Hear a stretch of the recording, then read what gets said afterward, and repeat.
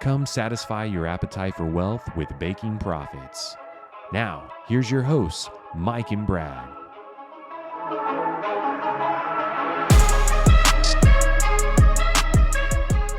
Hey, how's it going, everybody? Welcome to another week of Baking Profits. We're your hosts, Mike, aka DeFi Donut. And I'm Brad, aka the Bread Maker. And today is a very special podcast. It is the season finale of season 1 of Baking Profits. Pretty stoked. We did it. We did it, yes. And as you can see, we have all of the bottles that we have consumed over these 11 episodes. And yeah, it's a lot. It's a lot of alcohol that we have consumed over, the past 3 months or so. Yeah, tonight we are drinking Blue Run, and this one is smooth. Yeah, it's a top shelf whiskey, but I'm digging it. It's pretty good. You wanna try and rank these, or you wanna give your top 3 or something? I mean, I'm definitely gonna give Blue Run a top 3 title. I'm also gonna go Angel's Envy. And I like the Jeffersons. Jefferson might have been one of the cheapest ones that we got. Yeah, I think from like a bang for your buck, I think Jefferson's probably takes the top spot. I think Jefferson's was $39.99. And I'm like, it's not bad it was really good. $40 bottle. I'd probably put Jefferson's in my top 3. I'd probably go, dude, I think I'm gonna go. It's tough, man. I think I'd probably go Heaven's Door 1. I really thought that was top. Pretty good, yeah. And that's a mid-shelf alcohol. I would honestly probably put this Blue Run second. I think it's pretty damn good, but from a cost perspective, you're paying an extra. I could almost get 2 bottles of Heaven's Door for the cost of 1 bottle of Blue Run. So, you got to factor that in. But I'd probably go Heaven's Door, Blue Run, and Jefferson's. Those are probably my top 3. Yeah, it's hard for me to I think about this Oak and Eden, and I remember it, but I don't remember it. The only thing I remember is this I.W. Harper. It was just this one is definitely last place. It was terrible. It was actually I'm pretty sure that was like a $50 bottle, but that was trash as hell. Yeah, that is the only one that I can confidently say I did not care for. I mean, I know you didn't really like the Lukenbach. Nope. That would probably be next to last for me. Yeah, I mean, I guess I could get down with that, but everything else has been pretty smooth. And I like how we chose bottles. I mean, specifically, I'm a Bullet guy. We didn't get Bullet. We didn't get Makers. We didn't get Buffalo Trace. We stuck with things that we'd never tried before, and I liked it. Yeah, it was cool to go through all these and kind of try a bunch of different whiskeys. I mean, I don't think I'd had any of these. Yeah, just looking through, I hadn't had any of these prior to the podcast, so it was cool to try a new whiskey every single week. Yeah, I'd only had Angel's Envy one time during Consensus. Yeah, that's right. Yeah. But yes, so this is our season finale. As always, you can follow the Crumbs on our socials at Baking Profits, at Bread Bites, at The Bread Maker, at DeFi Donut. And you can subscribe wherever you get your podcasts. And yeah, so I think, we should explain, why we decided to go this season round. I know we briefly talked about it last time, but really we have some other things in store, and we want to explore some other ways that we can, take this from like a traditional podcast and upgrade it in a way and kind of tie it to some of the things that we're doing in our business. I don't know how much we really want to share right now, but I'm excited. Yeah, I mean, I think Baking Profits as a whole is going to kind of see a upgrade and a transformation, So, although this is our season finale of season 1, I think season 2 is going to, come back even stronger. And I think the content and the information and what we share is going to be better. I think the format that me and you have kind of discussed for season 2 and the plans that we have are pretty exciting as well. So I don't know if we want to, give too much of that away right now, but yeah, season 1 is going to be a wrap after tonight, but season 2 will be coming up shortly thereafter, and we'll get after it even stronger in season 2. Absolutely. And I'm excited to maybe introduce some guests into these conversations. Yeah, that'll be fun. Yeah, and do some, not like, I don't want to do a standard interview. I want it to be more of a conversation like we've done, just between you and I, but adding in a third person. So super excited. But yeah, tonight's episode, it's definitely picking up on another topic that we had did. Um, I don't know what episode it was. That's Three? probably, yeah, I think it was 3, yeah, 2 or 3, yeah. Yeah, and it Been a was while. 5 reasons you're not going to make it in crypto. And so tonight we wanted to talk about the 5 reasons that you will make it, and really dive into that. And I think a lot of it will tie to pretty much everything that we're doing as a business and helping people just become overall better traders, and learning from their mistakes, learning from other people's mistakes. Um, but I think the one of the most important ways that if you are going to make this a side income, a full job, or a hobby, whatever, you have to do your own research, and you cannot trust strangers on the internet. And mainly that can be influencers, that can be people like us saying things Sure. like, you need to verify what we're saying, just don't take our word for it. And I think there's a lot of, these fake traders kind of floating out in the abyss, and they pop up especially during bull markets. You can tell when people are, only showing wins, or they're saying one thing but doing another, and it's like it's not consistent. Yeah, I mean that's a pretty common issue when it comes to traders and just even just generally anybody in the crypto space. Whether that's a new project that's popping up, something that's popular that's come out, a new token that's come out, anything like that can kind of go down that road. And a common terminology, which is obviously in my opinion very bad for crypto, is people talking about how they're oh, just ape into this, ape into that, Mm, I'm aping into this project. And it's like that terminology deemed as aping in is basically like, I'm not looking at anything, I'm just putting my money into it. And it's like, especially in non-bull market times, like you're gonna get smoked most of the time absolutely. doing that. So doing your own research is very important, whether that is related to trading or just related to buying into some sort of a crypto project, or seeing some new sector within crypto, or a new token that's launched, things like that. You really need to do a good job of understanding what it's about and what you're actually putting your money into.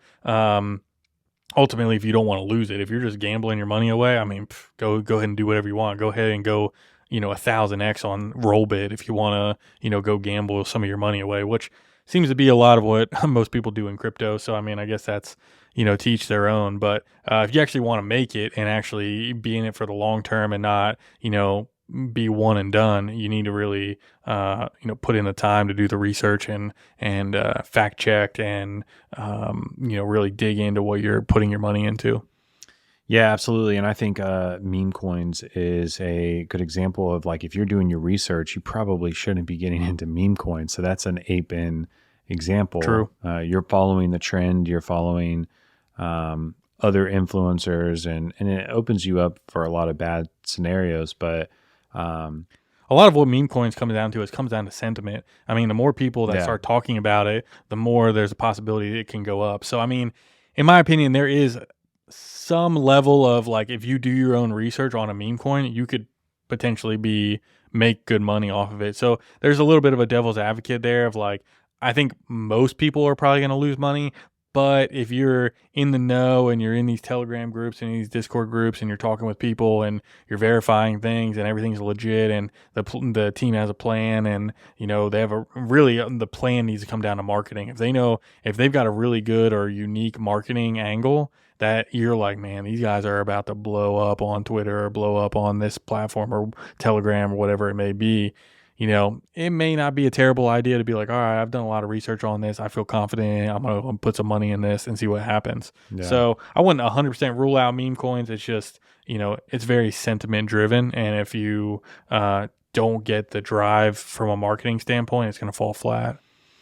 Yeah, absolutely. Most of those projects are solely marketing. I mean, 100%. Yeah. they're basically marketing companies at the end of the day, creating pump and dumps. is basically. what it boils In down most to. cases, yeah.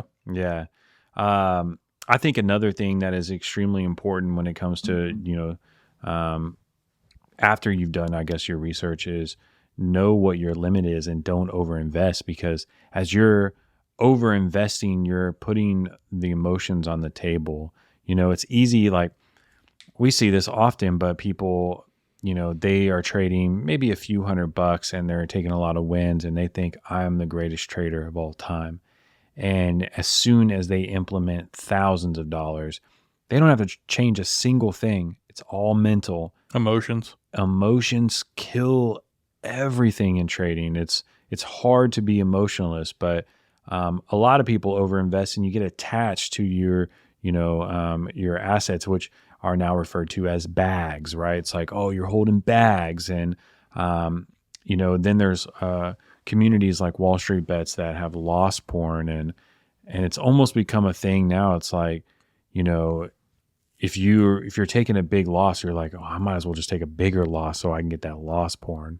It's crazy. It is pretty crazy. I mean, and at the end of the day, you know, you really have to understand what you're saying, which a lot of people don't factor it in of the dollar figure. You know, someone might be trading $200, $500, $1,000. It really depends on what your risk tolerance is. And what that can do is change your psyche a little bit. Let's say, $1,000 to you is, chump change. Then, you're able to trade much more freely because you're like, yeah, if I lose this money, I lose this money. If I make money on it, it's all good. But once you move that, decimal one more place over or something like that, and maybe your $1,000 is now $10,000. Well, now every trade that you make is 10 times more, potentially risky, I guess, from a loss standpoint and from a win standpoint. And that almost for everybody that trades and doesn't have their emotions in check, which is probably about 95% of traders, you're going to get into a situation where the way you execute a trade is differently with $10,000 than it is with $1,000. Even if the trade and the strategy you're using is exactly the same, you're going to execute that trade slightly differently, whether that's the dollar figure you enter with or how you plan on exiting the trade or how the movement of the trade goes. You may only be like, you may be in a situation where you're like,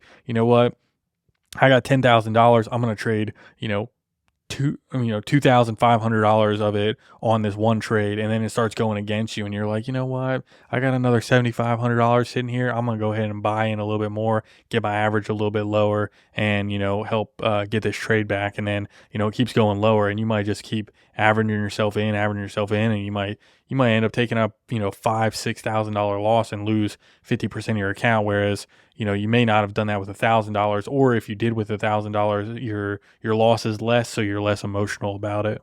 Yeah. I mean, that kind of ties into the third point we wanted to make, is about learning how to walk away. You got to be able to accept the fact that you're going to take losses. And, sometimes your losses are going to be big. And every instinct in you might be like, you know what? I think the market's going to turn around. I think I need to, average down, blah, blah, blah. But this is when you start going against your strategy, you start going against your rules, and you start chasing that play. And because it's almost like, you can get a little cocky and you want to say like, you know what? No, I did take a win here. And those type of traders, I call those they're sort of like a bull trader. They're overly confident in their strategy, and they're gonna come charging in and say like, my strategy is gonna win no matter what. And we know people like that are very cocky, and some of them are good at what they do, but when they take a loss, it usually is followed by a bunch of people being like, hey, I can't take losses like this. And it's because they followed this person who has this completely different mindset than them, who is, able to, I guess, absorb a much bigger loss than some of their followers. But ultimately, it was probably not a loss they should have taken, because they should have just walked away from the beginning. Yeah, I mean, I think this applies to a lot of different things within the crypto space of like just being able to walk away. And I think one of the first things when it comes to a trader within the crypto space, you have to have hard and fast rules. You have to have a specific, set rule that of like when you're getting into a trade, you need to have a plan in place of like, okay, I'm in this trade and this is my exit strategy on a loss and this is my exit strategy on a win, or this is my exit strategy on a loss, and when it gets to this percent or this indicator, in this case, I'm going to go ahead and move my stop loss up to hedge my situation, or move my stop loss up into profit or into break even, so I know that I can't lose on this trade or something like that. And most people, they just don't do that. And the hardest thing is having hard rules, whether that's a percent or whether that's a indicator or whether that's whatever you have in your own strategy. You have to have a hard and fast rule of like, at this point in time, I am going to leave this trade. And at this point in time, I'm going to take profit on this trade, because if you don't have that, in my opinion, you might as well not even trade, because exiting a trade is the hardest aspect of trading. There's a lot of different ways and a lot of different tools and a lot of different strategies you can use to find timely entries of trades. But exiting and trying to identify the best points to exit so that you're consistently profitable is the hardest part. And if you don't have an exit plan, don't even trade, because you're going to lose money. I can guarantee you're not going to make $1 if you have no exit plan on a trade by trade basis. So, and then from just a crypto in general standpoint, is like you have to also understand, if you're invested in a project or a specific team or a specific token or something like that, you also have to understand when to call it quits. I think back to our, we did that episode on node season, and we both were pretty heavily invested in that. You came out way better than I did on the way you handled node season, and some of the things I think about, and I talked to some of the people that were in nodes, and even those people are like, man, I should have listened to you when you were calling out all these node projects and telling people to get out of them because it was a bad, ultimately bad business investment. And although I lost a good chunk of money in node season and probably shouldn't have invested in it to begin with, I at least recognized the writing on the wall and had an exit plan of like, okay, going forward, I'm not compounding any more gains. I'm pulling out all my money and I'm just going to take out as much as I can to recoup as much money as I can until this drain dries up. And I remember posting about this pretty consistently on Twitter, and I just got a lot of flack from all these people saying like, oh, you're just, bailing on a great thing and all this stuff. And I was just like, no, I see the writing on the wall and this is about to collapse and you got to get the hell out of it now. And so, although I still took a loss, and that could be a good lesson for most people, is like, even if you have an exit strategy, it doesn't mean that your exit strategy is going to net you profit. It just means that sometimes it will, but it also will allow you to conserve a loss from it being larger by being able to have a proper strategy to exit. Yeah, and I don't think it just applies to trading either. I think that learning to walk away applies to everything in life. I mean, maybe a relationship that you have, you're at a job, and maybe you need to leave that job. Just learning how to say no, for example, can give you a lot of power. But um, yeah, I mean, in my mind, I've always been of the mindset I would much rather have a smaller loss or smaller win than face the unknown. When indicators get out of whack, or if something has gone against my personal strategy, I try to just in that moment be like, all right, now it's time to leave. And there have been plenty of times, especially when we were deep into options, where I was personally cutting things way too soon, locking in profits, um, which at the time seemed great, but you know, nevertheless, when you take a big loss and you realize, like, okay, all of these profits just got wiped away. And some of those losses, after we studied them, it was breaking some of the rules that we had. We thought things were going to be different and we should have just walked away. And I think at the end of the day, if people can be consistent and they have their own rules and they are able to, just learn like, okay, the market's going sideways right now, I just need to get out. Or you wake up and you're like, you know what, I didn't get a good sleep last night, or maybe you got into a fight with your significant other. Those are situations where you might just need to walk away and not trade for that day, because you could be emotionally compromised. Yeah, I mean, I think the when it comes to trading, you have to also include the outside factors outside of just trading or even, anything in crypto or stocks or whatever it may be. You really have to factor in a holistic view of, what your mental state is. Because I mean, from a mental standpoint, trading is a significant toll on your mental state on a regular day to day basis, especially if you're day trading or anything like that. Trying to keep your emotions in check every single day. I mean, every day you wake up and generally you're going to have a different emotional state or a different thought process or, like you said, different things that happen in your life that could affect the next day, that you trade, and that could affect whether or not, you're emotional about a trade or not, or how you enter and exit a trade, things like that. So you have to factor in those external factors as well, to make sure that you're making a smart decision when it comes to what you're doing with your money and how you're investing it. Especially if you kind of have your hands on your money on a day-to-day basis, you need to be very self-aware of like whether or not you're making good decisions or not. Kind of like you said, you have to be. It's hard to do. I mean, honestly, you can kind of draw a lot of correlations from trading to a relationship. I mean, a lot of people get blinded in their relationships, and or think everything is great when it's really not. And you could potentially easily get blinded by a stock trade or a crypto trade due to emotions or due to the amount of money that you're trading or due to the team or people that are tied behind the project. Any of that stuff could lead you to it. And kind of to your example of like an options trade, I mean, I've done that multiple times where I've taken small consistent gains. I'm like, man, I'm killing it. And then I start losing on a specific trade, and I'm like, you know what, this isn't going to go any lower. I'm going to go ahead and buy a few more contracts. And then it goes lower, and you're like, can't go much lower than this. I'm going to buy a few more contracts. And then next thing you know, you've made 30% on your account, prior to, and then you just drew down your account 50% by, making a bunch of emotional, stupid decisions. But if you had, a hard and fast rule like, hey, if this goes past 10%, I'm out, no average down, no nothing. And then, you're like, and maybe 10% is one or two of your initial wins. It's like, okay, well, I've won 10 trades in a row, but I just took a loss that took away two of my wins. I only need to, win two trades, again, to make up for that loss. So, or, however you want to structure your risk versus reward. That's an important factor. The main goal of trading is to stay alive, for as long as you can, really. And if you take fat losses, you're not going to be around very long. Yeah, true. I think, a good method of trying to figure out like, is this a good, buy or a good sell is, just asking that question right at the beginning. Is this an emotional decision? There have been plenty of times where you try to sell and the market is so volatile, prices are going everywhere.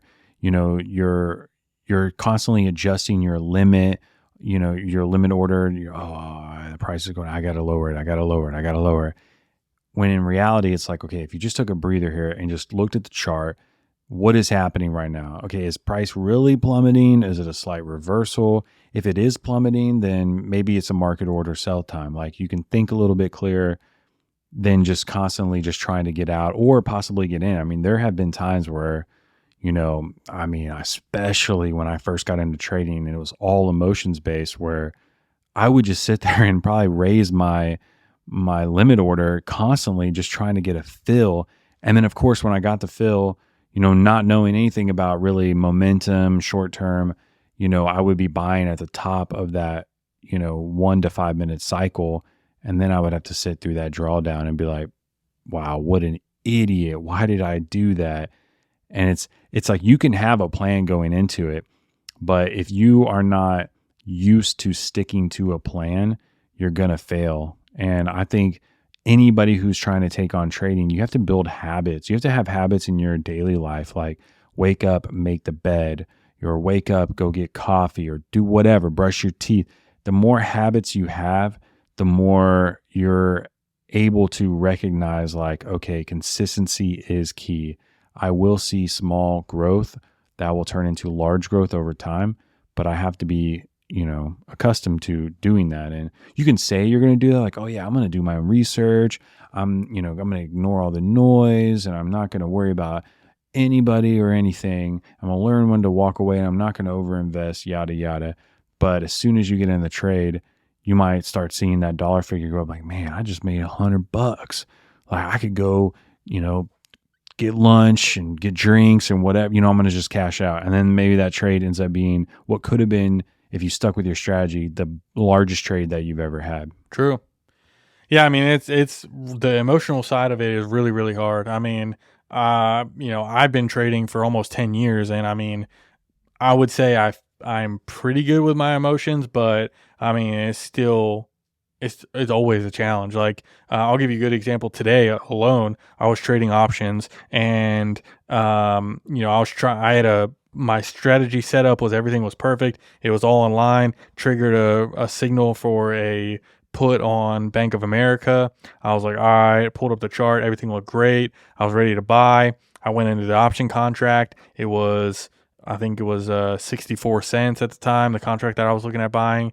And I had two prior trades on Bank of America that I've ever made in my whole life. And one of them was a few years ago, and one of them was like 2 weeks ago. And I've only ever made two trades on Bank of America. Both of them were losses, and I never won on Bank of America. So I was like, the contract was at 64 cents. I was like, you know what? I was I was a little bit apprehensive. I started to get a little gun shy because I remembered the kind of PTSD of like the previous two trades. So I was like, you know what, I'm gonna set a buy order for 62 cents instead of just filling at the current price, which is what I should have done because the trade was set up and ready to go. I set a buy for 62 cents. It never got to 62 cents, and then within probably about an hour and a half, I checked back on the contract and it was $1.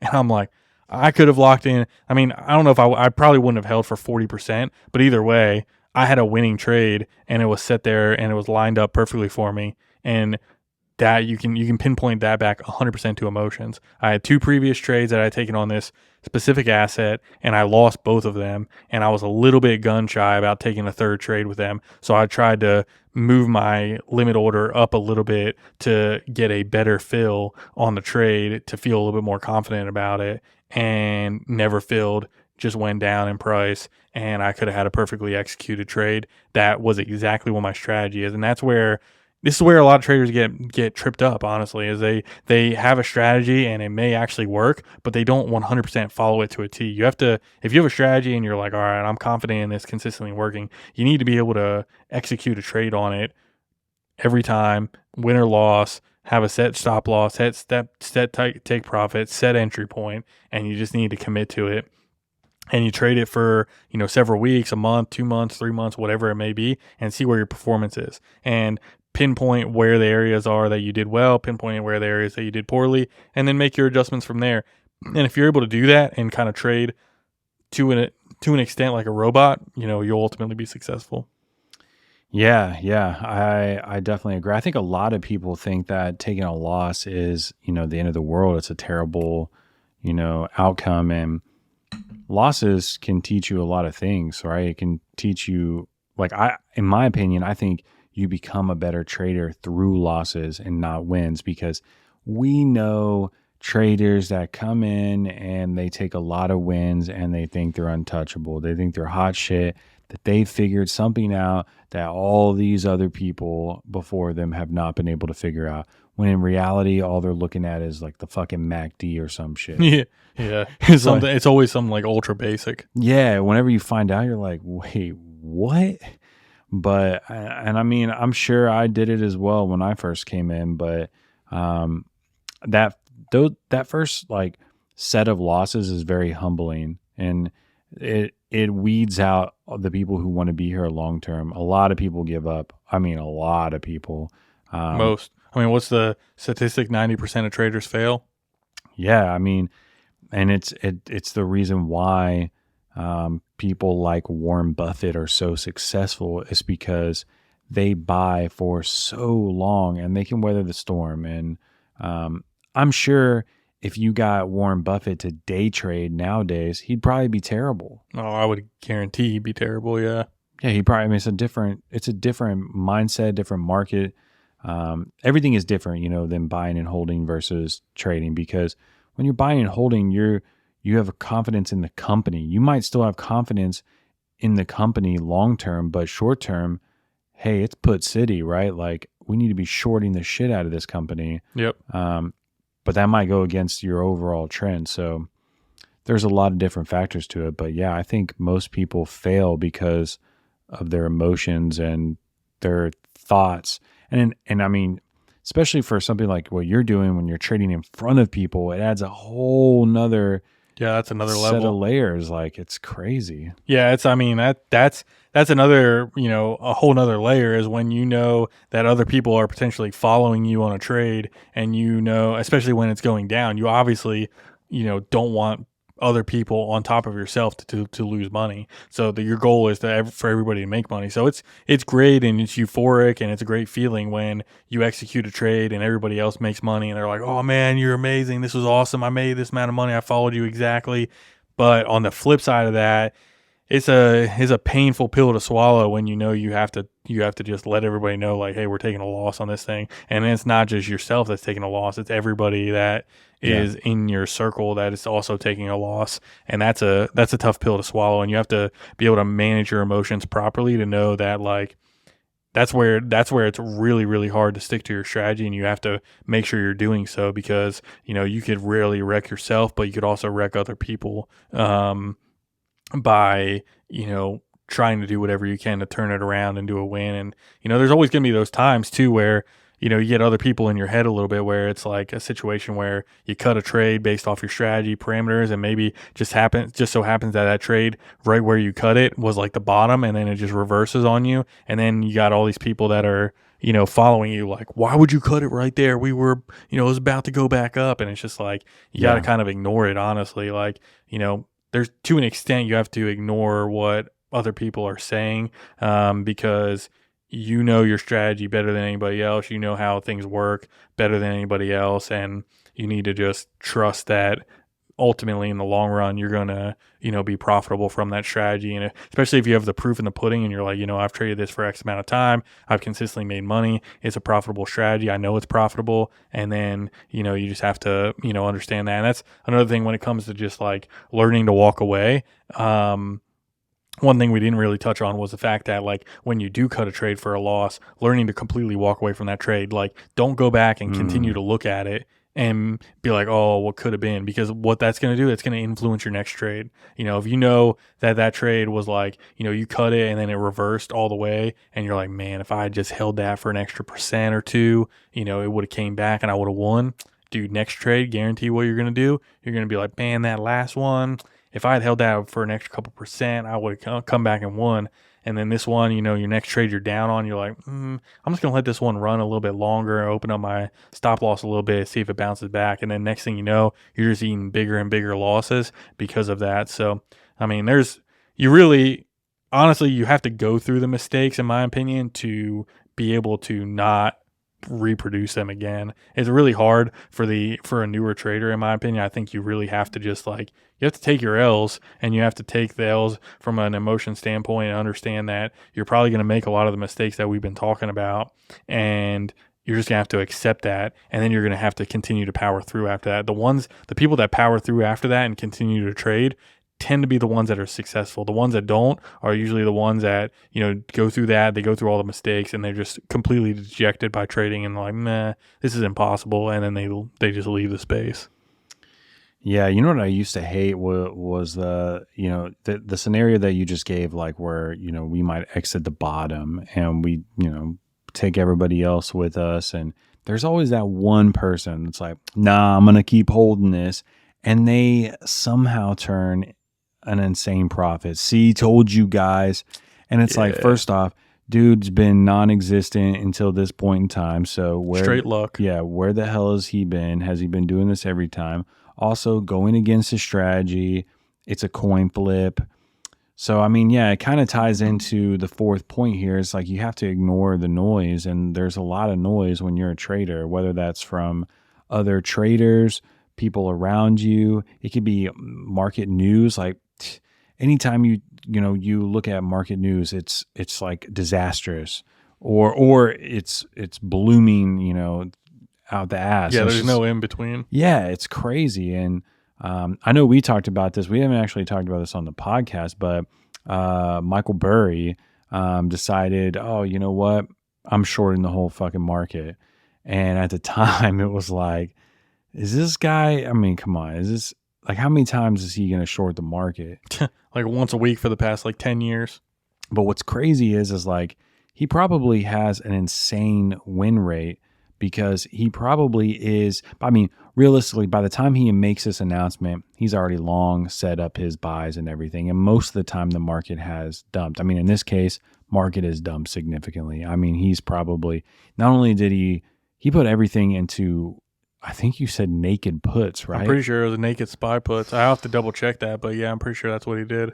That is insane. So he is probably more than doubled his money. Oh yeah. I mean, market hasn't dropped insanely down, but it's dropped down enough on an option contract. He probably should be up 100% at minimum. Probably more, Probably more. Yeah, I would agree with that.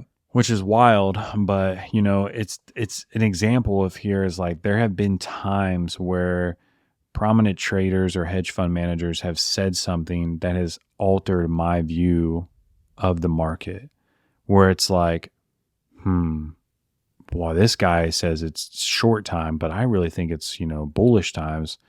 And it can impact your trading overall. And that is noise. So you have to learn, you have to figure out like, it's one thing to ignore it completely. And it's another thing to utilize that as a tool. And eventually when you become a certain type of trader, you can use those other people's thoughts as like, oh, okay, he's going short. I need to look at what is his angle. And then you start to do your own research. You go all the way back to the beginning, right? Like, I'm going to see why he thinks it's a short time right now.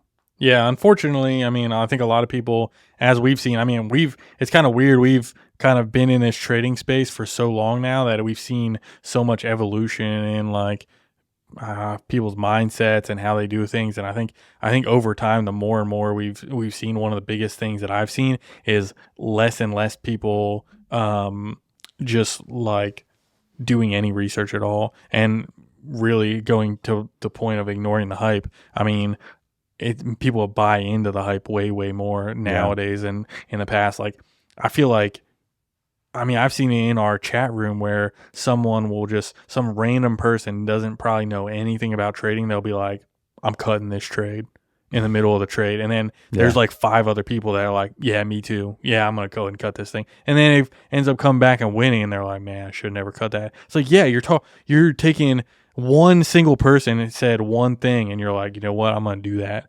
No research, no looking into it, no nothing. Just like, yep, that's right. I'm going to do it. And the person you might be listening to is potentially has no earthly idea what they're talking about. Yeah. And so, when it comes to ignoring the hype, it's just like, you really got to know who knows what they're talking about and who doesn't know what they're talking about. But at the same time, the people that do know what they're talking about, you need to do some level of background research on what they're talking about and confirm it for yourself. Like, yes, I feel like this is good information, or no, I feel like this is bad information, before just buying in.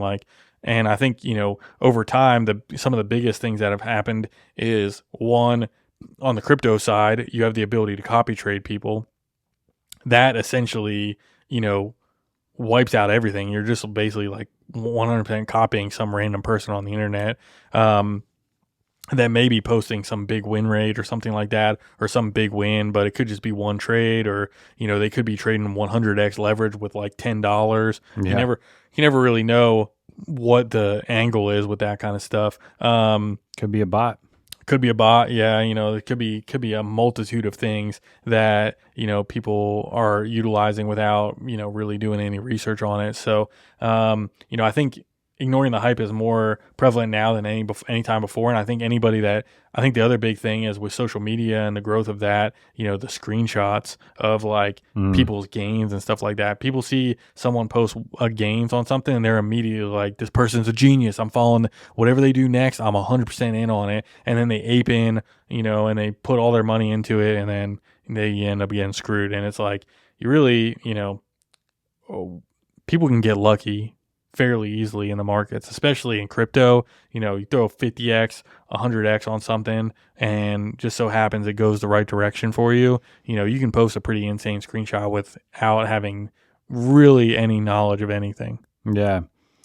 I mean, 100% true. And everybody has their own agenda. Their reason why, you know, this influencer is talking about this particular coin is because they probably have a lot of it and they want to offload it. There's one person in particular that comes to mind. I think it's this Watcher Guru, always talking about that Dino coin.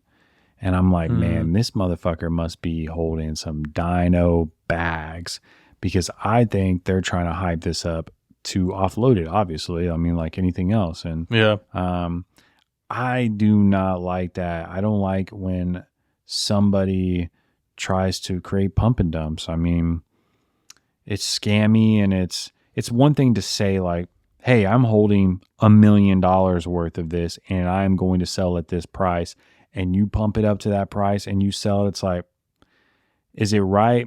Probably not. But you know what? You told everybody exactly what you were going to do. And it's true. like, I can respect that. How many people are actually doing that though? Slim to none. Yeah.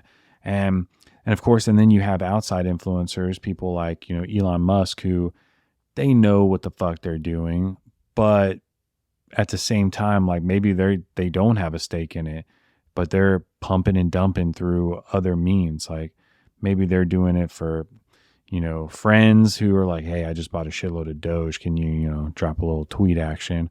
Or maybe they're just doing it to see the world burn. And I think that's more Elon's style, is he likes causing chaos. And I think he thinks that it's good for the average person, but I think the one person that gets screwed the most is the average person.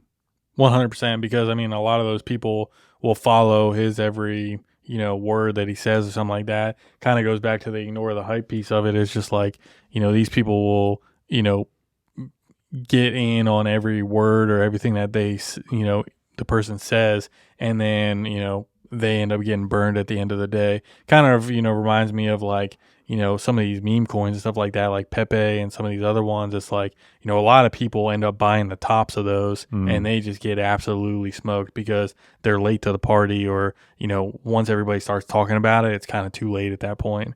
So in most cases, I think the challenge is you gotta try and cut out everything else. I know one thing that we used to be heavy on. We used to use stock twits all the freaking time, especially when we were stock trading, and we would get into the message boards on a specific coin that we were on, and or like a specific asset that we were trading, and we'd be reading everything, and a lot, sometimes we'd be trading something and there'd be, 5, 10, 15 different posts that are the opposite direction. And we'd be like, we start second guessing ourselves a little Oh bit yeah. and be like, oh snap, wait, something going on here. And it's like, you got to have blinders on. I think of it like a racehorse, where they have those like blinders right next to Mm. their, eyes, so they can't see the other horses or get like startled by anything else. They're just looking straight forward, and that's the only thing they can see is going forward. You got to have that same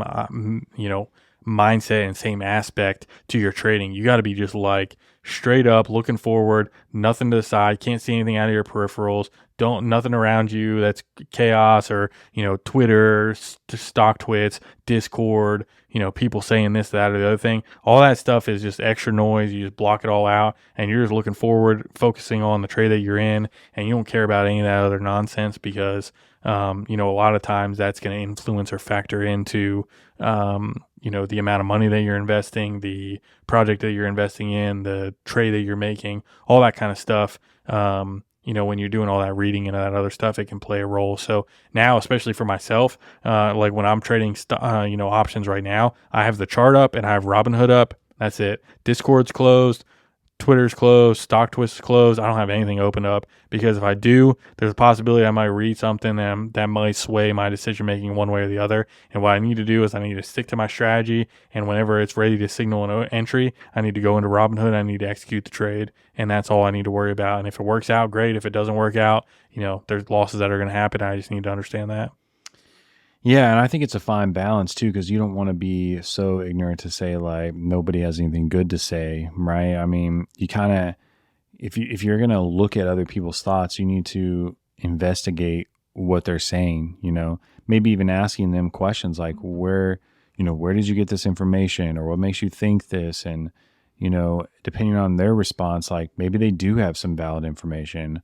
Um, I mean, a lot of times, I mean, I guess it could be considered insider trading in a way, but a lot of times people get information through family who work at that company, and maybe they don't consider it insider information. Maybe it's just more or less like, oh shoot, applied materials just late. They just, my brother, he works there, and he's gonna, have to lay off 20 of his employees just in his department, but they're doing like 1,000 layoffs. And now you can make this assumption of like, oh snap, maybe AMAT, right, is not doing so hot on the P&L, So, it just depends. And it depends on the length of trade too. Like if you're in and out in the day trade, your strategy like you're using, a lot of that is nonsense. You just follow the strategy. Exactly. But if you're buying long-term holds, that's where that type of noise can really impact, Yeah. Fundamental and sentiment comes into play much heavier when you're holding for multiple days or multiple weeks, multiple months, multiple years, than it is if you're just holding for 1 or 2 or 3 days. Most of the time that is pretty technically driven. So you don't necessarily need to factor in what other people are saying or, what is going on within the markets or anything like that. Most of that is kind of inconsequential when you're trading short term, especially like, with me recently getting back into options trading. Most of my trades are, sub 30 minutes. So sub 30 minutes, chances of news or sentiment or anything like that impacting my trade is pretty freaking slim. So for me, it's blinders on. Don't listen to anybody. Don't look at anybody. Don't care about what anybody has to say about anything. Follow my strategy, and ultimately it'll work out. And so far, I'm up. Up like 45% in 3 weeks. So it's proven to be the case so far. But yeah, on the longer term time frames, and when you're trying to trade and you're looking at entries and stuff like that for things that may be weeks, months, years hold, then there's a little bit more digging that you need to do. Yeah, and I think everybody needs to have a plan, which is the final thing here in the 5 rules of, hey, you're gonna make it. Make a plan and stick to it. For Christ's sakes, like, it's not that hard to just create a plan. If it doesn't work, the plan's shoddy. Create a new plan. But you have to be consistent and you have to stick to it. I know that and I've been wanting to ask you this question. I know you've been using a trade journal. I'd like to know your thoughts on that, because you're using TradeZella? TraderSync. Okay. Yeah. I've seen a lot of these, and now they're tracking like emotions and everything. And I think that is pretty cool. I think it's key. I think it's key to success. Yeah. I mean, I think having the trade journal is extremely helpful. You got to think about it when, at the end of the day, when you think about, you can journal anything, and anything in your life that you journal generally is going to make things better for you, whether it's journaling, your finances through a budget, whether it's journaling your emotions on a day-to-day basis, journaling your relationships, or, bad or good things that happen in your relationships, journaling the education that you make, things that you've learned, things that you want to learn, things like that. Although some of those things aren't, the traditional version of journaling, like, journaling your finances, you would think from journaling, you're writing up, like a diary, but journaling your finances essentially is a budget. Like if you create a spreadsheet and you're filling out a spreadsheet for your budget, you are journaling your finances. And if you journal your finances as a budget, those people that budget and create a budget generally are more financially responsible than those that don't, because you have a better understanding of where everything is, where your money's going, where your inflow of money is coming, where your outflow of money is coming, where you could be saving money, where you could be making more money, all that kind of stuff. Same goes for a trading journal. When you have a trading journal, you can sit there and you can mark every trade. You can see how long your average trades are. You can see how much profit you've made, how much loss you've made, what your win percentage is, what your loss percentage is. You can write in comments for your wins. You can write in comments for your losses. You can document those things. you can document and share what the strategy is that you utilize on that trade, so you can kind of identify if you've got multiple strategies, on what days you use X strategy, or on what assets you use, a specific strategy. You can see what days of the week you're most profitable, what days of the week you're least profitable. So it's extremely eye opening. I think, in my opinion, I'd assume most traders don't journal. I would assume the number is probably sub 20% of Yeah. traders probably actually journal their trades consistently, on a regular basis. I think there's some people that have probably tried it out and kind of like a budget. I mean, I'm at fault for this. There's been probably 5, 10, 15 times in the past, 5 years where I've been like, man, I need to create a budget, and I go ham on a budget for like a month, and then I just don't stay consistent with it. But trading journal is a little bit of a different story. One, it's a little bit easier, honestly, than a budget in some cases. And two, it's a little bit more beneficial for myself to be tracking my trades on a daily basis. I get more education and understanding of how to do things better going forward. So, yeah, I would 100% recommend a trading journal, whether that's a spreadsheet or whether that's an application that's out there. There's a lot of really good softwares out there. Like I said, I'm using TraderSync right now. And they've been really good. The reason I like them is because I can log trades for stocks. I can log trades for options, which options is pretty hard. There's not a ton of, trade journals out there that can track options trading performance, because the problem with options, or the challenge with options with tracking it, is like there's so many different types of option trades. You can do just a naked call, naked put. You could do a bear call, a bear spread, condors, butterflies. There's so many different like strategies of options that it has a laundry list of the ones that you can select on their platform.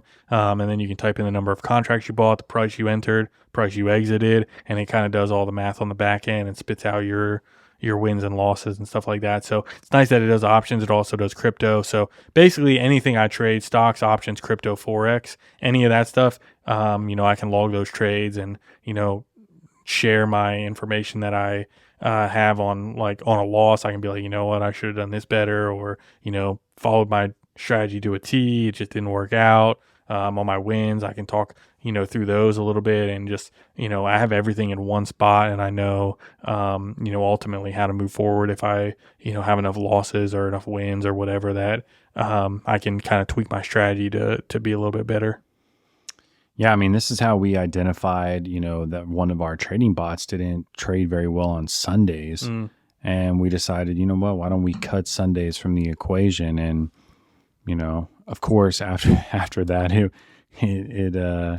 it did win like 6 Sundays in a row or some Yeah. shit like that. But overall, when we were looking at the whole year's performance, it was its weakest day. And it was like, okay, well, let's eliminate this from the equation. And you never know, like maybe Wednesdays for you is a bad day. And maybe it's, when you really boil it down, it's like, oh, I have to wake up and, take my kid to football practice on Wednesdays. So, maybe that's why I'm just tired. Or maybe it's like, oh, Tuesday nights, I have to do XYZ, which means on Wednesday, I'm a little bit more tired. So you start to pick up on these other outside factors that you might not have otherwise never been able to pick up on, because you weren't journaling it. But yeah, I've always thought like, journaling, like having a diary is a very good idea, because from my perspective of it, like I mean, for a while there, especially during lockdown, I was doing journals,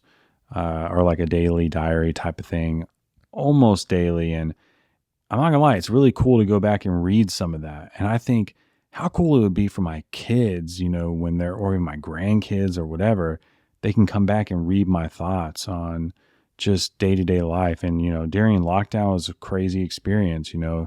I'm thankful that I was able to journal some of that, but I wish I would have stuck with it a little bit further. But yeah, just anything in life you can document, it will be better for you overall. Yeah.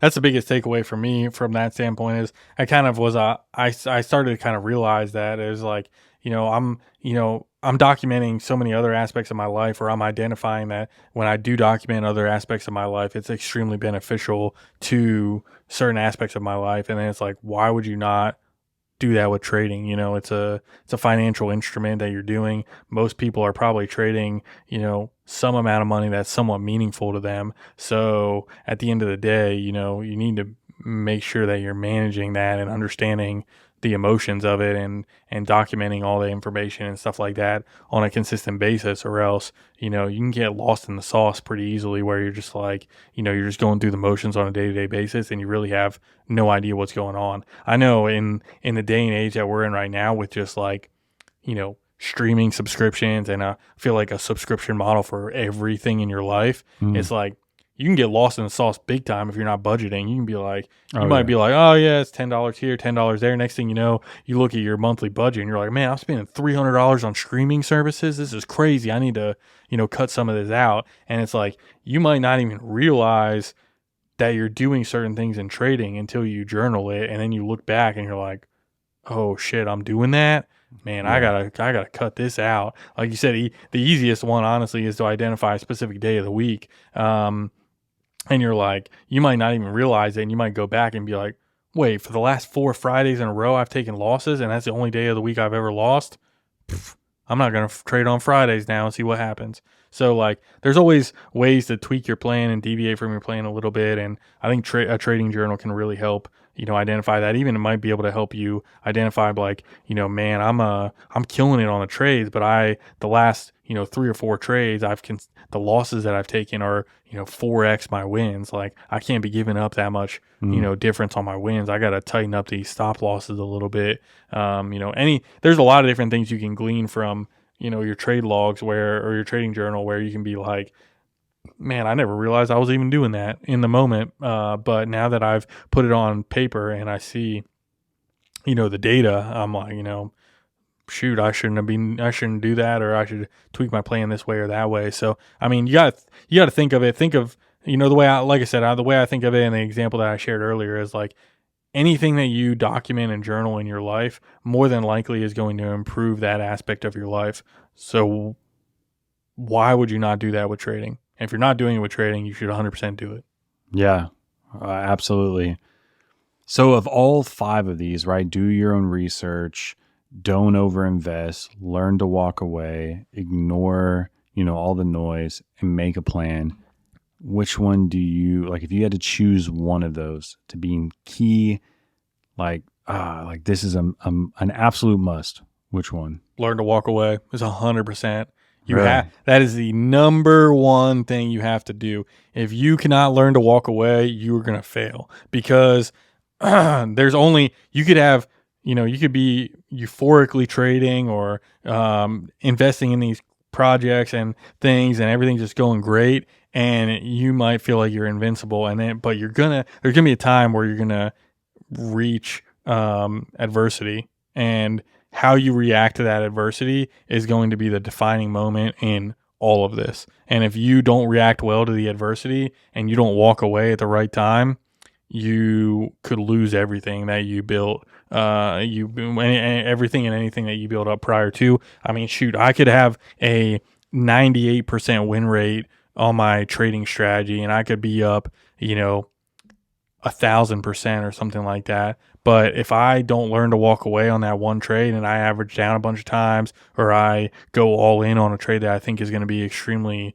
beneficial, when I usually only trade 5% of my account, you could wipe all the workout you did in one moment, because Yeah. you didn't walk away properly, or you didn't learn to walk away, or you didn't learn to, identify the right exit points and things like that. If you can't figure that out, and you don't master that piece of things, everything else is inconsequential, in my opinion. For me, it's making a plan. I mean, if you have a plan, hopefully you have a plan to walk away, like you have a Fair. stop and all of that. I mean, a little, some of this blends together into, like they're basically saying the same thing, but I mean, Kind of. ultimately, like it's all important. You do need to do your own research. You need to make sure that you're allocating the appropriate amount of funds per trade. Like you said, you don't want to go all in on one trade and take 5% on another. You got to learn like when to say no, when to leave the table and just be like, you know what, this is too much for me. And you definitely need to learn that other people have agendas and they're constantly going to be pushing that agenda. And, you know, while you want maybe to explore what they're saying, you also have to learn to, once you've made your plan, stick to it. And just remember, like when you take a trade, you've taken the trade for a reason. Don't let outside, people who maybe have not done half the research that you have influence you or sway you into another direction. But yeah, in my opinion, making a plan and sticking to it and being consistent is like the ultimate. Like I feel like if you've got a plan, then you've got a plan for taking profits and you've got a plan for exiting the trade. So hopefully, people find some use out of this and, apply it to their trading. I feel like our community, especially over the past year, has seen us implement a lot of these strategies many times. True. And we talk about it constantly. And I think the more we talk about it, the more people are going to, grasp it and be like, oh, you know what? These guys aren't hitting every single trade they make. They're not claiming to be gurus. They're just like us, in terms of like trying to just make more wins than losses. But ultimately they're, following all of these key things to be successful. And we've learned this through our own mistakes, our own trading, but mainly I personally have learned it by watching other people fail. And I hate to say it, but I like to see people fail, because when people fail, hopefully that means that I will not fail in the same way. And that's why I think, when people say like, taking losses is a bad thing, I'm like, I learn best from my losses. Yeah, I mean, I think that's the best way to learn it from your losses, is just how to not do things in the future. Because I think from a standpoint of like, you almost get PTSD in that sense of like, okay, well, I took a loss in this way before. I'm not going to allow myself to do that again. And it's kind of in your mind constantly, which can be beneficial, but can also cause challenges, because you may be in a situation like I mentioned earlier in this episode with, Bank of America, where I was thinking before I entered this trade, I was already thinking about my prior two losses that I took, which made me apprehensive to take the trade, which ultimately resulted in me missing out on a pretty profitable day from that asset. I ended up trading Pfizer instead, PFE, and I ended up hitting a profit on that trade, but it would have been a larger profit on the Bank of America trade, and it would have been quicker, and I would have been in and out a little bit faster had I, stuck to that. But so there's a lot of outside factors that can kind of factor into that and sway, ultimately your decision making. But I think myself personally, the longer you trade, the more you've learned from your mistakes and the more refined you get as a trader. And, over time, I think you just get better because you're able to not repeat the same mistakes you made in the past. Yeah. Yeah. So I know, this is kind of coming to the end of our episode here.